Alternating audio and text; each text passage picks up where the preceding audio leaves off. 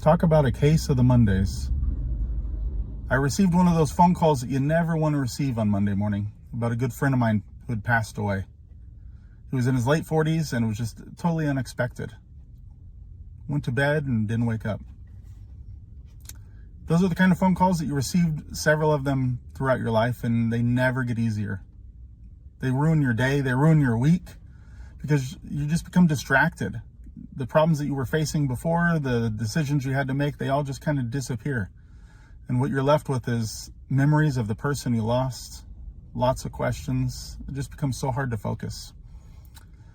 But I did what I normally do, and I opened my one-year Bible, decided to read. And the New Testament reading that day was out of Matthew 14, verses 13 to 36. And the previous day I had read about how John the Baptist had died. And when I opened up this reading today, it was Jesus, the cousin of John the Baptist, receiving the news that his good friend and his cousin had passed away. And the way Jesus reacted was he got on a boat and tried to find a secluded area. He wanted to get away. He wanted to be alone, kind of like the rest of us. That's a lot of times how we feel during loss. We just want to get away. But the people saw him leaving on the boat and they chased him down. They went running on the land around the lake to where he landed, and they came for more miracles. They came for more healings. They came for more teachings. And here Jesus is in a moment of mourning. And how he reacted is something that most of us would not react that way.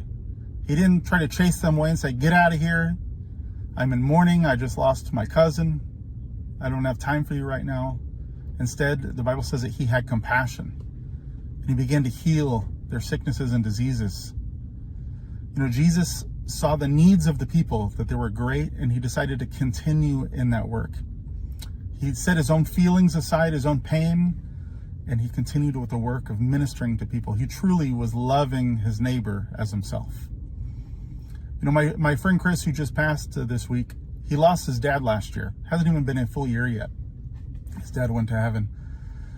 And Chris was, as a missionary in Thailand, he was far away, and he had a lot of ministry that he was doing there. And so I hit him up and I asked him, how can I help you? How can I help you get back home? You need to ride from the airport. What can I do? And when he got back to me, he says, I won't be coming home. And it was after much prayer and consideration. He loved his dad to death. They had a great relationship. They ministered together, so there was no ill feelings whatsoever. But he prayed about it and realized that taking off a couple of weeks to come back to America, the costs would be too high in the ministry. And I don't mean just monetary costs, but the cost of leaving his ministry, leaving the people that he was ministering to and seeing great changes in their lives and the things that were happening. He says, my feelings are not that important compared to the work of the gospel. And he chose to love his community as Jesus did. When the disciples came and said, your mother and your brothers are outside. And he says, who are my brothers and my brother? But those are the ones who do the work of the gospel. And his dad was a worker of the gospel. And he realized, my dad's in heaven. Why would I go to see an empty body that's dead and has no value when I have the memories of who my dad was? And he decided to stay and continue that work in the gospel. And it was a sacrifice he made. And I'm sure he received a lot of criticism for that. But he truly was choosing the needs of his people, the people he was serving, over his own needs. And, just what an amazing testimony that is, to say, I choose to follow Jesus above all things.